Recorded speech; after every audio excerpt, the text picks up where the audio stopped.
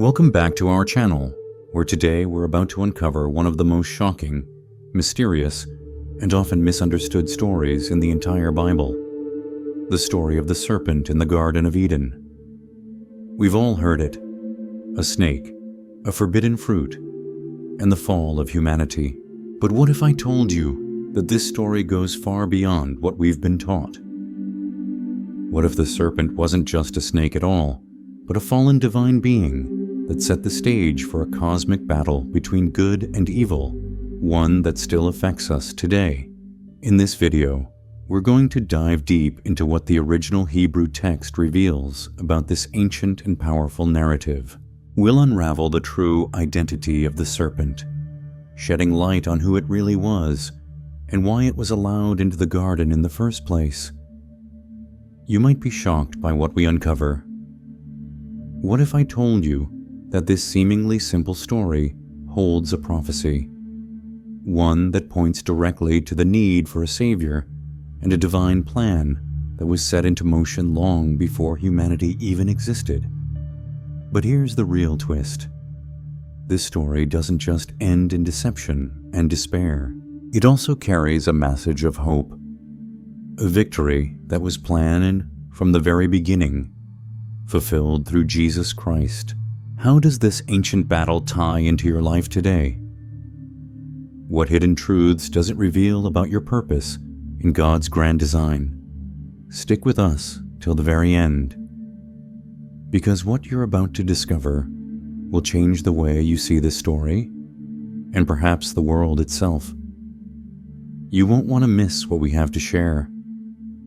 If you're intrigued by the secrets we're unveiling, hit that like button and subscribe if you haven't yet. Join the conversation by leaving a comment below with your thoughts, or simply type 777 to declare your belief in these hidden truths. Let's dive in and explore the mystery of the serpent and the deeper meaning of the Garden of Eden. The shocking secret of the serpent in Genesis, what the Hebrew text reveals. Let's step deeper into one of the Bible's most iconic stories, the tale of Adam, Eve, and the serpent in the Garden of Eden. Most of us have heard this story since childhood, in Sunday schools, movies, and various cultural retellings. It's often seen as a simple narrative.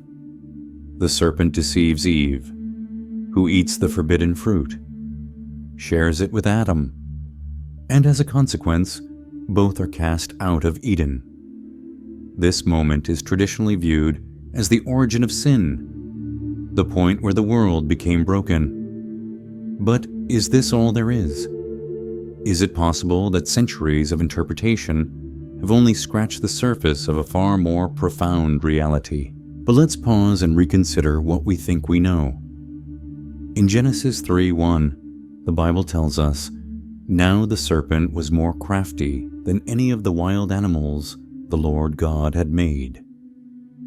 At first glance, this seems like a straightforward description of the serpent as a clever creature, more cunning than the others. However, if we dig deeper into this story, something truly intriguing begins to unfold. Could there be more to the serpent's role than just a villainous figure? The image of the talking serpent, often depicted as whispering temptations to Eve, is a well-known one. But have you ever stopped to ask why it is a talking serpent in the first place? Why would God create such a being, one capable of speech and reason, only for it to deceive his creation? And more mysteriously, why is the serpent able to engage in a rational conversation with Eve? Could the ability to reason and articulate complex ideas suggest something beyond a mere animalistic nature? Doesn't the idea of a talking animal strike you as a bit batty, strange? Think about it. If you were walking through a garden and a snake started speaking to you, wouldn't you be alarmed? Maybe even terrified? Yet Eve converses with the serpent calmly, as though it's completely natural. This leads to even deeper questions. Was the serpent truly just an animal used by Satan to carry out his plan? Or could it be something far more significant? Why didn't Eve show any surprise at encountering a creature with the ability to speak, reason, and question God's command? Perhaps the answer lies not just in what the serpent was, but how it presented itself. Imagine a creature of compelling beauty, radiating an aura of wisdom, engaging in sophisticated discourse. Would your reaction be immediate fear or a captivated curiosity? Could it be that Eve saw something in the serpent that we miss in the modern understanding of the text? What if the serpent was not simply an animal, but something far more powerful, perhaps even divine? Now let's turn to the serpent's punishment, which might offer a clue. Genesis 3:14 tells us, "So the Lord God said to the serpent, 'Because you have done this, cursed are you above all livestock and all wild animals. You will crawl on your belly, and you will eat dust all the days of your life.'" Traditionally, this is understood as God's explanation for why snakes slither on the ground. But what if this punishment isn't just about the physical act of crawling? Could the curse carry a deeper symbolic meaning? One that speaks to the serpent's true identity and role in the larger cosmic drama unfolding in Eden? Is this a literal judgment, or a symbolic representation of a fall from grace, a degradation from a higher state of being? And then there's the matter of the forbidden fruit. We've all heard the story. Eve takes the fruit, eats it, and gives it to Adam. But did you know the Bible never specifies what kind of fruit it was? The focus isn't on the fruit itself, but on the act of disobedience.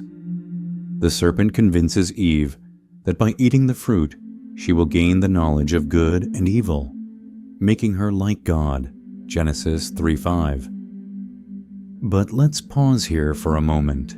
What does that mean? The serpent isn't just offering her a bite of fruit. It's offering her wisdom, the kind of wisdom that separates her from God. It's not about physical sustenance. It's about an internal transformation that promises power and enlightenment. Is that not a temptation that goes far beyond the simple act of eating? What does this tell us about the nature of temptation itself? Is it the allure of forbidden knowledge, the promise of enhanced power, or the yearning to transcend our limitations that truly drives us to stray? The serpent wasn't just asking Eve to break a simple rule. He was presenting her with the chance to transcend her human limitations and gain a knowledge reserved for the divine. Imagine what it would be like to be in Eve's shoes, to have the opportunity to gain such wisdom. Would you be tempted? Would you question God's command? Would you dare to seek knowledge beyond what's been given to you? The traditional narrative tells us that the serpent is the villain, that Eve is deceived, and that Adam passively follows along. It paints a picture of innocence corrupted, but perhaps it's time to challenge this simplistic view. Could Eve have possessed a deeper understanding, a yearning for something more than simple obedience? It's a straightforward story, but does that truly capture the full complexity of what happened in the garden? What if the serpent is not just an animal, but something else entirely? An agent of divine rebellion, a cosmic force that sought to unlock the potential hidden within human beings. What if the serpent's true purpose wasn't just to tempt, but to challenge humanity's place in the world? And so the questions continue to unfold. Was Eve truly deceived, or was she choosing something more profound? Why did the serpent speak to her, and what did that fruit truly represent? Could the answers be hiding in the original Hebrew text, waiting to be uncovered? Are we willing to challenge our preconceived notions and delve into the ancient language to unlock these hidden truths? These are questions that have remained unanswered for centuries, but perhaps the time has come to look beyond the surface. What do you think? Could there be a secret hidden in the story of the serpent that we've missed all these years? Share your thoughts below.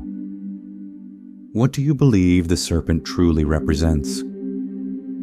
To truly grasp the significance of the serpent in the Garden of Eden, we must go beyond the surface-level reading and dive deep into the original Hebrew text. In our English Bibles, the word translated as serpent is nakash. But if we only accept the translation of nakash as a literal snake, we risk missing the depth of meaning that the Hebrew language provides. The Hebrew language, rich in layers and nuance, often contains words with multiple meanings that shift based on context. When we look at the word nakash, we find that it's not simply about a snake. There's a far more profound and spiritual significance beneath the surface. Let's explore this in more detail. First, nakash can indeed mean a serpent or snake, which is the most literal interpretation. But even within this literal translation, there are nuances that demand our attention. Snakes, in many ancient cultures, were symbols of both healing and destruction, wisdom and deceit. In Genesis 3:1, when we're told that the serpent was more crafty than any of the wild animals the Lord God had made, this description raises an immediate question. Why would a simple snake, an ordinary creature that slithers on the ground, be described as having more cunning and intelligence than any other animal? A snake doesn't possess the kind of intellect or craftiness implied here. This suggests that the serpent in Eden wasn't just any snake. It was a being with a higher intelligence, perhaps even a supernatural level of insight. What if this serpent was something far more than a mere animal, something capable of reason and speech? Could it be that the serpent's cunning wasn't simply instinctual, but a calculated strategy born from a deeper understanding of human nature and divine law?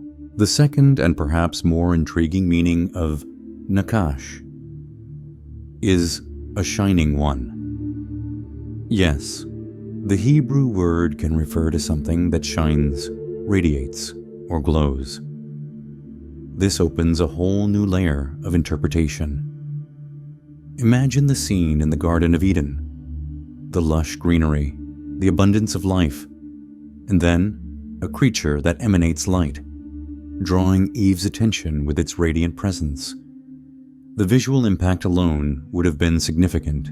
In ancient Hebrew, the concept of a shining one is often used to describe divine or angelic beings. Ezekiel 28:13-14 describes a being with radiance and glory, covered in precious stones, a vivid image of a fallen angel. This brings us to a shocking possibility. What if the serpent in Eden wasn't simply an animal at all, but a radiant, fallen, supernatural being, perhaps even Lucifer himself before his rebellion?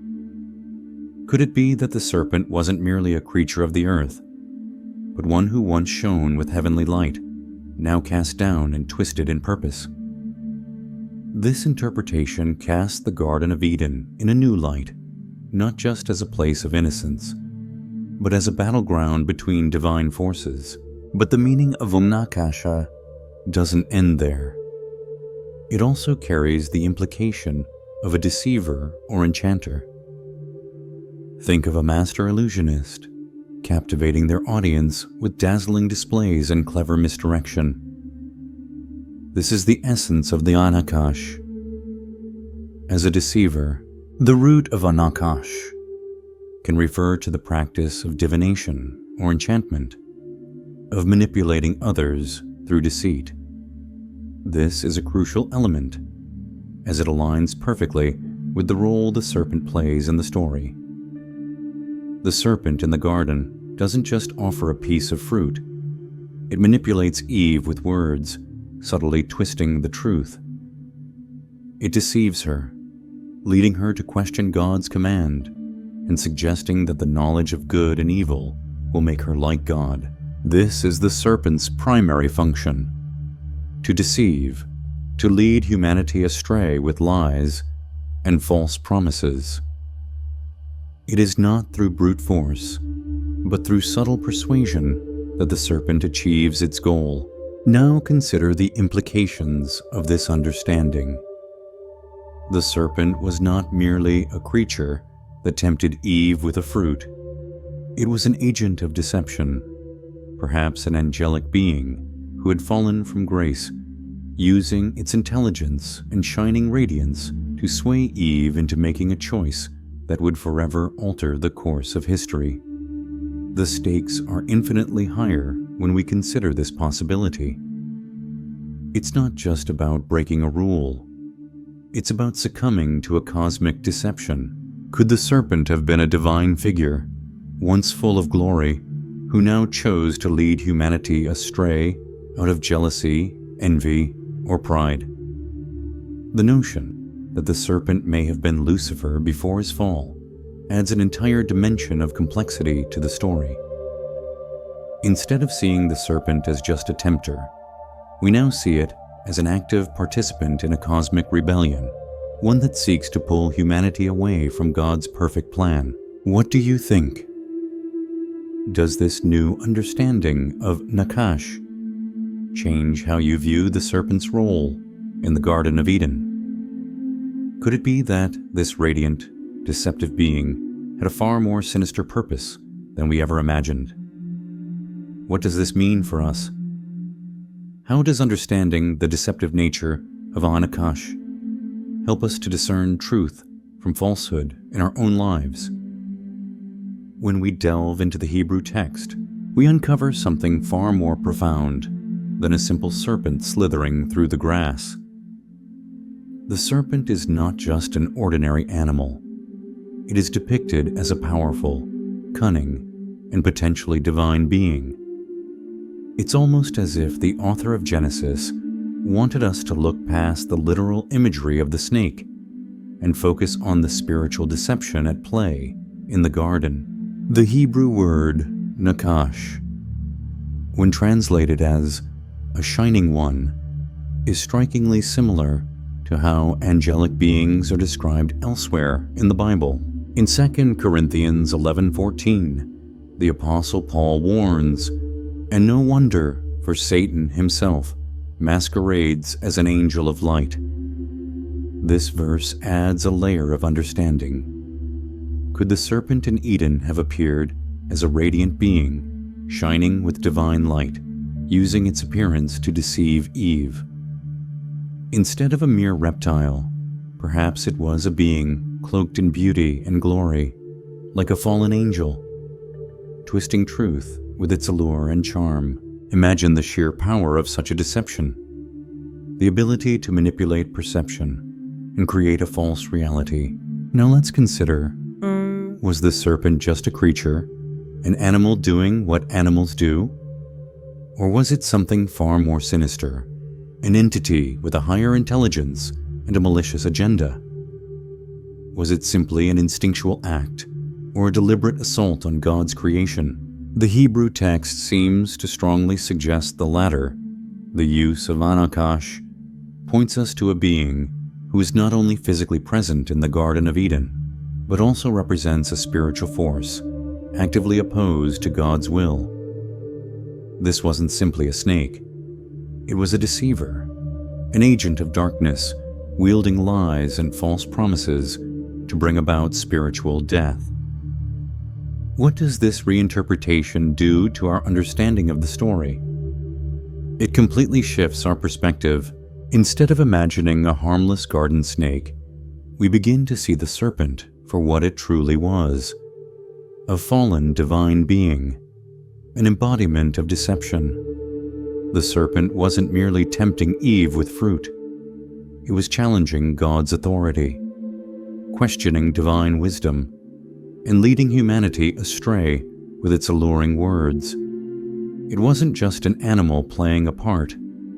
It was a spiritual adversary, manipulating humanity's deepest desires for power, knowledge, and freedom. The serpent's role becomes far more significant in this light. Its temptation was not just about disobedience. It was about something far more insidious: the willful choice to reject God's perfect plan and embrace a false sense of self-sufficiency. It was a divine being, once full of light and glory, now using those very qualities to deceive and destroy. This understanding opens a door to a much deeper spiritual battle, one that goes far beyond the simple eating of fruit. Are we equipped to recognize the subtle ways in which deception manifests in our lives today? Does this change how you view the serpent in the Garden of Eden? Could it be that what we have always perceived as a simple temptation was, in fact, a cosmic battle for the hearts and minds of humanity? What do you think? Throughout history, biblical scholars have long debated the true identity of the serpent in Genesis, with many suggesting that it wasn't simply a literal snake, but rather a divine, supernatural being. These debates have fueled countless interpretations, enriching our understanding of this pivotal story. This interpretation aligns with several passages in the Bible that hint at a powerful figure who existed in Eden before humanity's fall. These echoes and allusions provide further evidence for the serpent's divine nature. To truly understand the serpent's role, we must explore these deeper connections and see how other biblical texts shine light on its true nature. One of the key passages that helps us unlock this mystery is Ezekiel 28:13-15. Here the prophet Ezekiel describes a being who was present in Eden, the garden of God, before the fall. The passage reads, "You were in Eden, the garden of God. Every precious stone was your covering: the sardius, topaz, and diamond, beryl, onyx and jasper, sapphire, turquoise, and emerald. With gold, the workmanship of your timbers and pipes was prepared for you in the day you were created. You were the anointed cherub who covers. I established you. You were on the holy mountain of God. You walked back and forth in the midst of fiery stones." This vivid description paints the picture of a majestic angelic being, one who was adorned with precious stones and held a high rank among God's divine council. Imagine the sheer beauty and splendor of this being, a testament to God's creative power. Many biblical scholars interpret this passage as a reference to Satan before his fall from grace. The phrase, anointed cherub, strongly suggests a high-ranking, powerful guardian angel, one who was given an esteemed position in God's presence. In the ancient Near Eastern context, cherubim were mighty spiritual beings who guarded God's throne, far from the chubby-winged babies often depicted in modern art. They were fierce or inspiring figures associated with divine power and protection. This description of the being in Eden, however, does not align with the idea of a mere snake. Rather, it speaks of a radiant, divine figure, one who once walked in the presence of God in a position of honor. The contrast between this glorious being and the slithering serpent is stark, highlighting the magnitude of the fall. But who exactly was this being in Eden? The connection becomes clearer when we examine the downfall of this exalted figure. The phrase, "You walked back and forth in the midst of fiery stones," suggests that this being had access to the holy places where God dwells, an intimate relationship with the divine. Yet pride and rebellion led to his fall. Isaiah 14:12-15 provides a more direct reference, describing a being whose name was Lucifer, meaning morning star. or Lightbringer. The passage reads, "How you have fallen from heaven, morning star, son of the dawn. You have been cast down to the earth, you who once laid low the nations. You said in your heart, I will ascend to the heavens. I will raise my throne above the stars of God. I will sit enthroned on the Mount of Assembly." This passage reveals the root of the serpent's rebellion, a desire for power and a rejection of God's authority. Lucifer's ambition and pride led him to rebel against God, desiring to ascend above his throne, and as a result, he was cast down from his exalted position.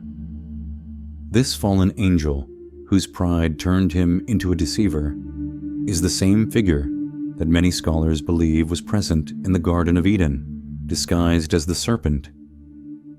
The serpent wasn't just a snake.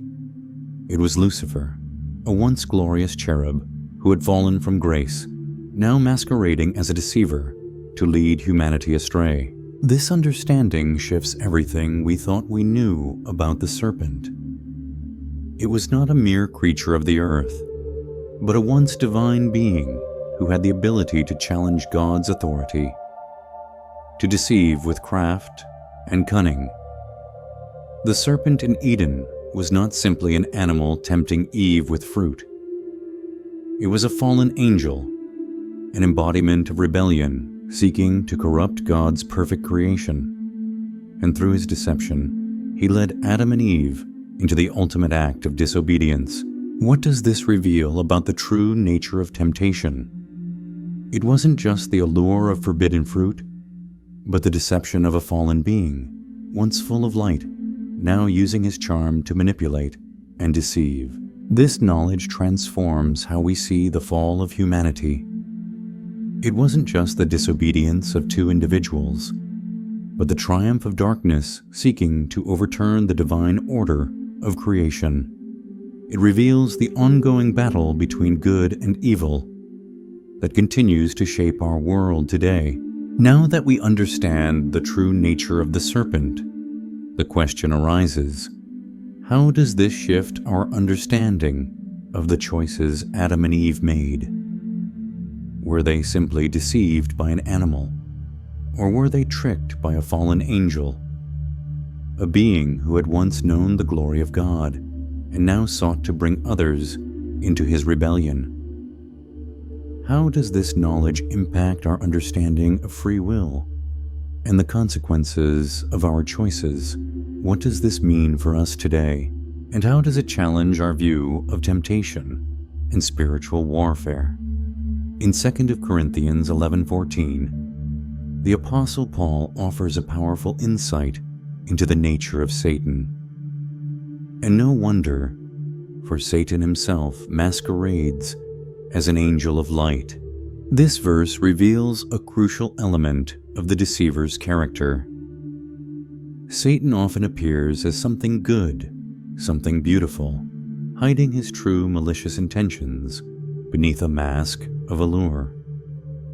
This is key to understanding the serpent in Genesis. What appeared to be an innocent, harmless creature was in reality a being cloaked in deception. Earlier, we explored the Hebrew word nakash, which is often translated as serpent, but it also carries the meaning of a shining or enchanting being. This dual meaning aligns perfectly with the biblical depiction of Satan. The serpent in Eden wasn't simply a snake slithering on the ground. It was a radiant, divine being capable of brilliance and charm. The deceptive power of Satan lies not just in his words, but in his very appearance. An angel of light, a figure that would seem trustworthy, even wise. Imagine the trust that Eve might have placed in such a being, the sense of security she might have felt in its presence. When we consider this deeper understanding, it becomes clear why Eve wasn't alarmed by the serpent. She wasn't having a conversation with a slithering snake. she was engaging with a dazzling, divine figure who exuded wisdom and grace. The serpent's deception wasn't merely in what was said, but in what was seen. Another worldly being of light offering wisdom that appeared to come from a divine source. This highlights the power of appearances and the importance of discerning truth from falsehood. How could Eve have known that the one she was conversing with was actually the enemy of both God and mankind? This realization transforms our understanding of the serpent's role in the garden. The serpent wasn't just an animal, but a powerful, fallen being, an adversary who had once stood in the very presence of God. This was a being who had once been a guardian of God's throne, a figure of divine beauty and strength.